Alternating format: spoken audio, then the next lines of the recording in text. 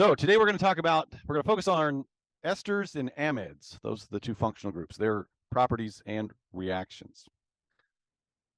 Okay, well, you're probably familiar with esters. They are pleasant smelling compounds in fruits and flowers.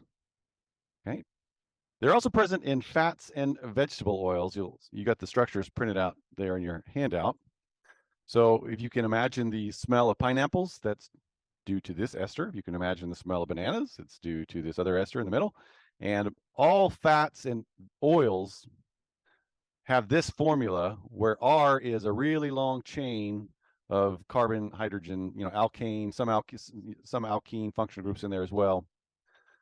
But we'll, mention one reaction that's important regarding fats and oils and that takes advantage of their ester functional group in a little bit. Okay. So how do we make esters? Well, it usually starts with the carboxylic acid, and there's a few ways that you can do it, but we're going to focus on the branch of this flowchart over on the right.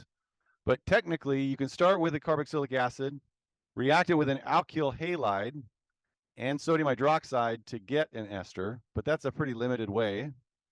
Another little bit more useful, but still limited way is to react a carboxylic acid with an alcohol and an acid catalyst, and you get the ester functional group. But again, as you can see, that's limited to some simple alcohols. But the more generic way of doing it, the more reliable way of doing it is to, first of all, like we talked about earlier this week, convert the carboxylic acid into an acyl chloride. Then you can react it with an alcohol in the presence of a base like pyridine, and you get an ester. So that's the most widely used way to produce esters. And you can even do it in rings. You can have cyclic esters. They have a special name. They're called lactones. And they really, all I want you to know is that they react similarly to acyclic esters. Okay, here's a picture of a lactone for you. So you can see you've got the ester functional group. You got the carbon, the carbonyl group. Okay, it's got an R group on one side, and then on the other side, it's got an oxygen and then a different R group. It just all happens to be in the same ring. So that's what we mean by a cyclic ester, and lactone is what they're called. Okay, so another property of esters that we want to remind ourselves about, this has to do with something we talked about in lesson 1, is that among the different functional groups related to carboxylic acids, they're less reactive. They're not very reactive at all. Esters are less reactive towards nucleophiles than acid chlorides or anhydrides. Okay. But you can nonetheless convert them into a carboxylic acid. And remember, that process is called hydrolysis, because essentially you're going to displace the R group connected to the oxygen with a hydrogen. You're going to turn it back into a carboxylic acid. Okay? And this is catalyzed either by an acid or a base. Now we'll show you each mechanism, but either way you go, acid or base, you can hydrolyze an ester back into a carboxylic acid, and the other important product is the alcohol. Remember that to produce an ester, we took an acid chloride and an alcohol and put them together. Well, if we break an ester apart, and we do it with water, in the presence of water, what you get is the carboxylic acid and an alcohol. Okay, so you can see where the color coding is important here. The green shows up as the alcohol, and what's black here shows up in your carboxylic acid. Okay. All right. Now, when you do this with a base, it even has a special name. It's called saponification. It's a big multi-syllable word there. Saponification. That's when you do ester hydrolysis in a basic solution. Saponification is when you do ester hydrolysis in a basic solution. And I think part of the reason why this got its own special name is because this is a reaction that's, even sort of historic, because this is the way that they used to make soap. So you start with animal fat. Remember, a few slides up, we said that fats and oils are esters. They're triesters. There's 3 ester functional groups in there. And so if you take animal fat and you boil it with lye, remember that term lye? It's what they made a lot of stuff with back in the pioneer days, right? So lye is fundamentally, it's just sodium hydroxide. Okay, it's a strong base. And so we do this. We do the ester. We catalyze with a strong base the production of the carboxylic acid and the alcohol. Now, the soap molecules themselves are fatty acids, so that's where the soap molecules come into play. Okay. All right, so let's just quickly go through the mechanism of how the acid or the base catalyzes this. This is the one where the base is catalyzing it. Let me move this out of the way. So we know that hydroxide is a pretty good nucleophile. So, and we've been talking about these nucleophilic acetyl substitution reactions. So that OH minus from your base catalyst attacks the carbonyl. The electrons get pushed up onto the oxygen. Okay, and so then you've got sort of a couple possible leaving groups. The OH could just leave again, but also this OR can act as your leaving group. And it's about as good of a leaving group as OH is. Remember that the pKa of a alcohol, like a primary alcohol, is about the same as the pKa of water. So both of these are about the same quality of leaving groups. So in this case, to make this reaction go forward, it's the OR that was part of the ester. It acts as the leaving group. And so you get the alkoxide down here after step 2. You get the alkoxide ion, and now you've got your carboxylic acid. Okay. Well, eventually you're just going to add some acid to it to protonate everything, and that's where you get the 2 final products, your carboxylic acid and your alcohol. So that's the way that it happens when when it's catalyzed by a base. Oh, but yeah, let me also point out. So remember that, if you start with the catalyst, you got to end up with the catalyst. In this case, the catalyst would be this alkoxide ion, which is probably going to pull a hydrogen off a water molecule and give you back that OH minus, that hydroxide.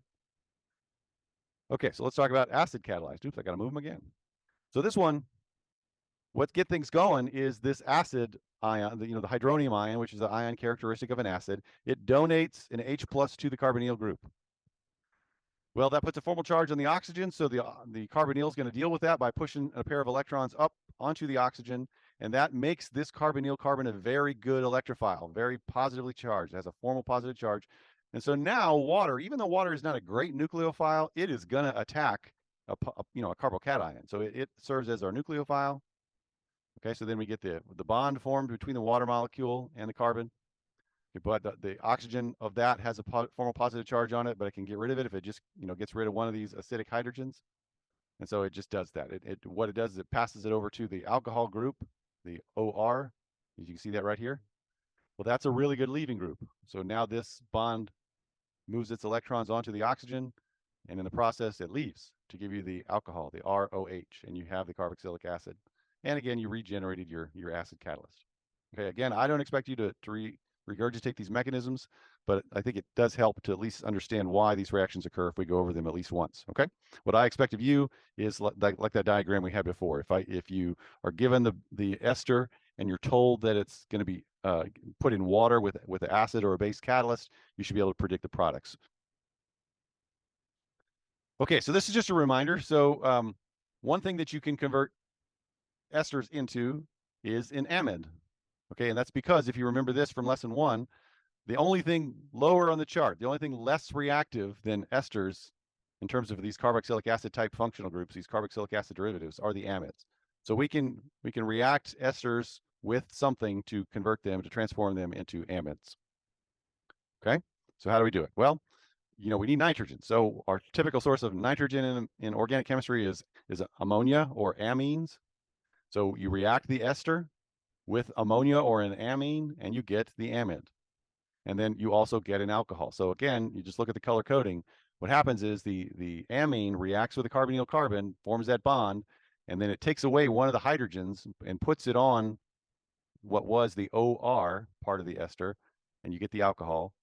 And then what's left over is the nitrogen with the bond to the carbonyl, one less hydrogen, and that's called an amide. So once again, this is what I expect from you. If I give you the ester and the ammonia or the amine, can you predict the products of that reaction? Okay. Now, something else that can happen with an ester, just like could happen with an acid chloride, just like could happen with a carboxylic acid, is that it can be reduced. It can undergo reduction. All right, and just like those other functional groups that we have reduced so far in our lessons, we're going to use the same reducing agent, this lithium aluminum hydride. So reaction with LiAlH4. And just like before, what we get is we get a primary alcohol. We're going to reduce it all the way down to a primary alcohol. Earlier in this semester, we talked about how you could take a primary alcohol and oxidize it up to a carboxylic acid. This is just like that, where we're going in the backwards direction, and we're starting with an ester rather than a carboxylic acid. Okay, so here's just a couple examples. So I start with this ester right here. Its identity doesn't matter so much, but again, I like the color coding. When I react it with the lithium aluminum hydride, okay, that's step 1. Okay, essentially what you do, if you're tracking things here, is it adds its hydrogens to this carbonyl carbon. So this carbon right here, I'm going to circle in red because it's this carbon right here. Okay, that's the carbon that gets reduced. Those two hydrogens are coming from the lithium aluminum hydride. All right, and it also reduces, it adds enough hydrogen to even reduce this down to a carbon oxygen single bond, and you get the hydrogen added to the oxygen. That actually occurs in the second step here, but that's okay. And then the other alcohol is just, in the process of doing that, in the process of reducing that ester, it spits out this other part of the ester in the form of an alcohol. Okay, now if you happen to have a cyclic ester, a lactone, then you don't end up with two independent alcohols. You end up with a diol. Okay, it just puts both, same mechanism, same process, but you end up with two alcohol groups on the same product molecule.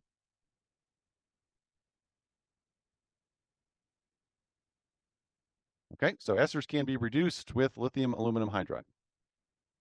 All right, so let's just do an example here. We want to show the products that would be obtained by the reduction of the following ester with lithium aluminum hydride. Okay, so like I said, we want to kind of reverse engineer this. Let's try and color code it a little bit. So, I'm going to react this with lithium aluminum hydride, and it's usually done in an ether solvent. Okay, that's going to be step 1. And then in step 2, I'll just acidify the solution. So I'll add H3O+. I'll add some sort of acid, strong acid, to basically put hydrogens on those alcohol groups that I formed. Okay, so let's kind of break this up into 2 parts. So this is going to be 1 part, and that's going to produce an alcohol. And so I know what's going to happen is I'm going to add hydrogens to this carbonyl, okay, and ultimately add another hydrogen to that oxygen. Okay, so I'm going to convert that into a benzene ring.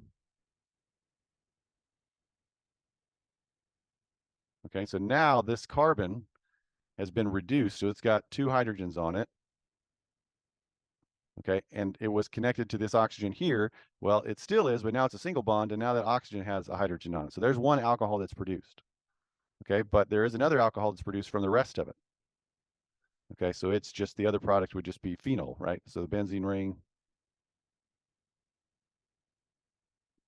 I'll draw it pointing this way, so maybe it'll make a little bit more sense. Oxygen, hydrogen.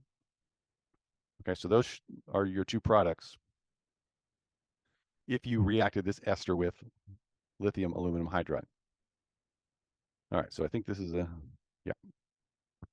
All right, so there's another way that we can reduce the carbonyl in a ester down, and that is with our old friend, the Grignard reagent, okay, Grignard reaction. So we're going to convert esters now into alcohols a different way. We're going to, instead of creating like a primary alcohol, we're going to add carbon groups to it to make it a tertiary alcohol. And we do that with those Grignard reagents. So Grignard reaction is going to take place. So esters react with 2 equivalents. This is another unique feature about this type of reaction. It always involves 2 equivalents of a Grignard reagent to yield a tertiary alcohol. So esters react with 2 equivalents of a Grignard reagent to yield a tertiary alcohol. Okay, so here's an example. So I start with this ester, again, methyl benzoate, and I react it with 2 units of this phenyl, magnesium bromide, the 2 units of the Grignard reagent. And so once again, where do they go? Well, they both get added to this carbonyl carbon. Okay, and you spit out this other part as a different alcohol. So that's actually not shown in this diagram. So I want to draw that in there. So I'm going to draw it in green just to kind of be consistent with the color. So notice this part is not shown as a product over here. So that actually is a product, HOCH3. So methanol in this case would be kind of a byproduct, because there's just, it leaves. It acts as your leaving group when you put these 2 phenyl groups on that carbonyl carbon, and you end up with these 2 blue additional phenyl groups from the Grignard reagents. All right, notice that it is a tertiary alcohol. That alcohol, that OH, is on a carbon that's connected to 3 other carbons.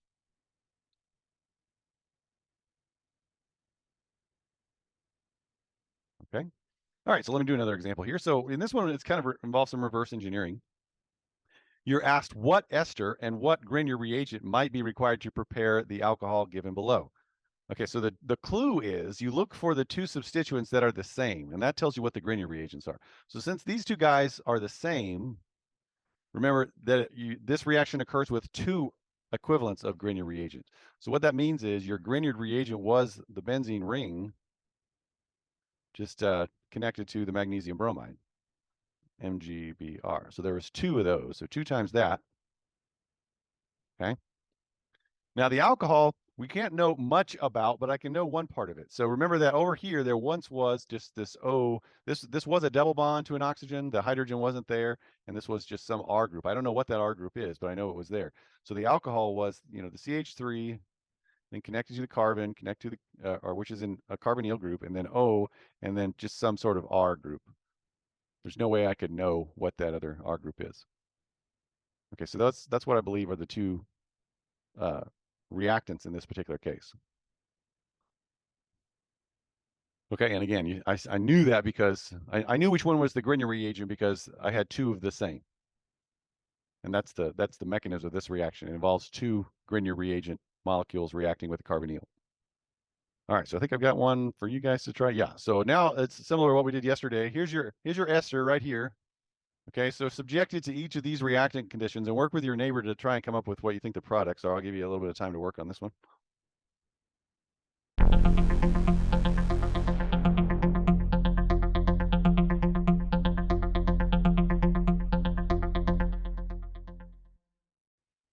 So what I want you to notice, and hopefully this helps, is there's a real pattern. You notice that regardless of what you do, you end up with the same byproduct alcohol every time because of what happens when you break this ester apart.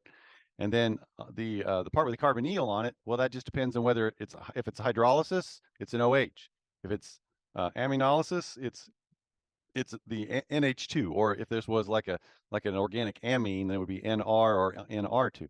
And then if you're doing a reduction, then it's you got to remember that the carbonyl just becomes a CH2 with the alcohol group on it right there. Okay, so the first two, it's still hydrolysis, but just by two different catalysts, with the acid catalyst first, and then with the base catalyst second. So I'll let you, if you need to write some down or check your work, I'll pause again. All right, so that's enough about esters. Let's talk about amides. So whether or not, I'm not sure if you know this, but amides are just really abundant in living organisms. They're everywhere. Proteins, the backbone of the protein is the amide functional group. That's what connects all the amino acids together. Nucleic acids have amide functional groups in them, and a lot of pharmaceuticals have the amide functional group present as well. And so these are just some examples you can see there. Like a protein, like I said, the backbone is this amide functional group. You got the carbonyl. Well, let's do it here. So the carbonyl connected to the nitrogen. Okay, then some sort of carbon, which is on a carbonyl, connect to the nitrogen. Okay, carbon, carbonyl, nitrogen, so forth, so on. So it's a chain of that amide functional group over and over and over again, linking the units of the chain. Okay, in nucleic acids like this one, this is basically uracil. You remember that with RNA. So you can see the amide functional group there.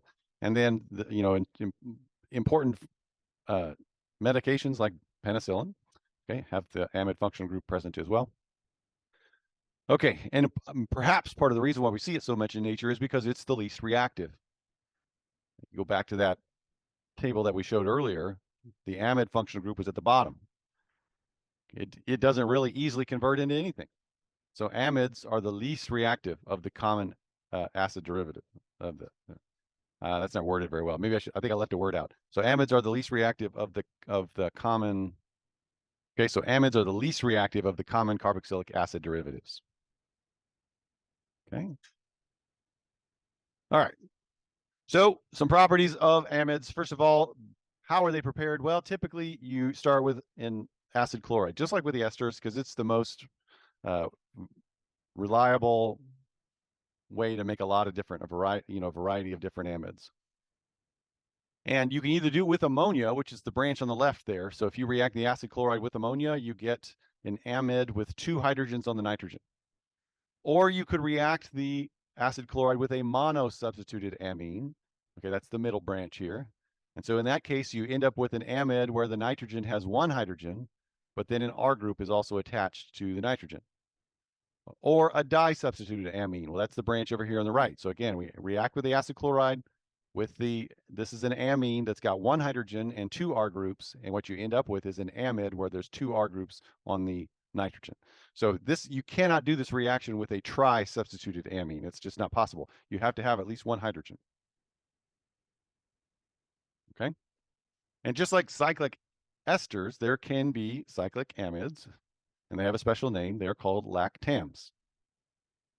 Okay, so you can see these two different lactone versus a lactam. You can see how they are similar and how they're different. Okay, so reactions of amides. So one thing you can do, they're very stable, but if you want to force it, you can convert it back into a carboxylic acid through the process of hydrolysis. Okay, but as we said, they're very stable. So this requires heating. Okay, you can't just dissolve the amide in water, even if it's an acidic solution. It won't work. You got to still heat it up to convert the amide back to the carboxylic acid. So heating in either aqueous acid produces oh yeah, that word either, I need to delete that too. Yeah, I'm sorry. So heating in, just delete that word. Heating in aqueous acid produces a carboxylic acid and an amine.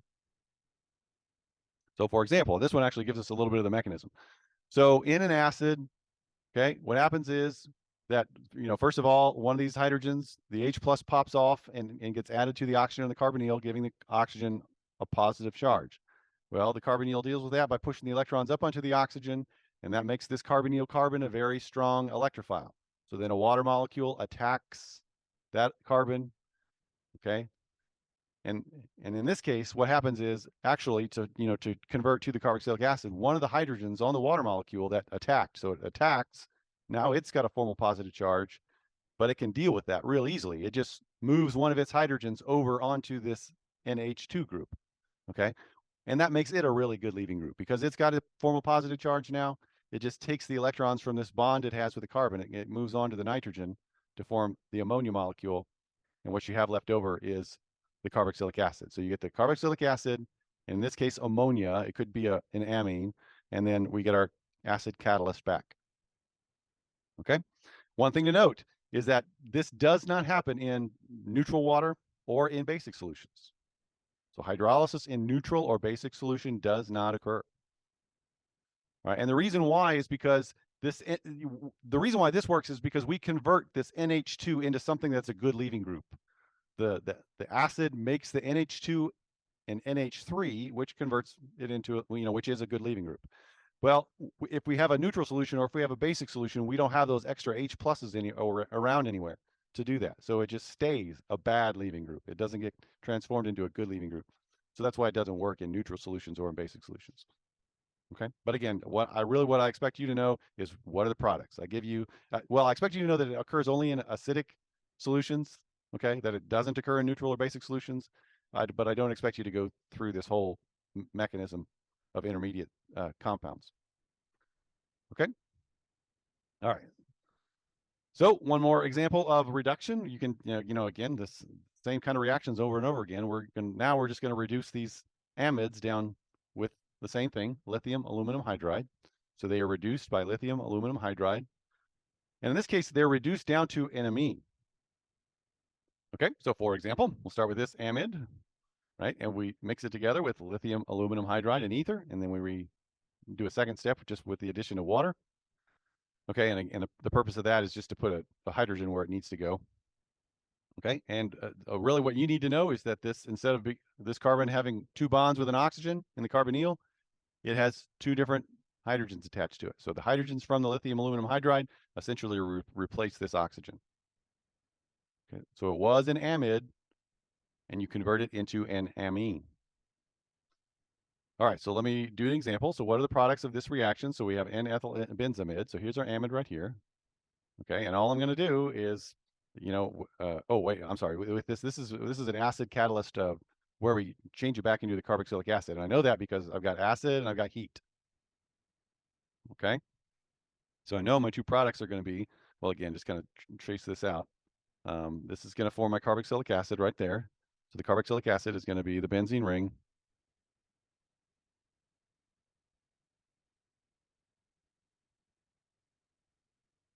Okay, and then the rest of it is just going to form an amine. So that part's going to be my amine. So I could just do H2N.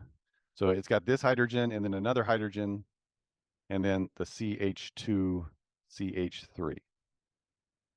Yeah, it doesn't even show the amine as the other product here, but it is definitely part of the mix.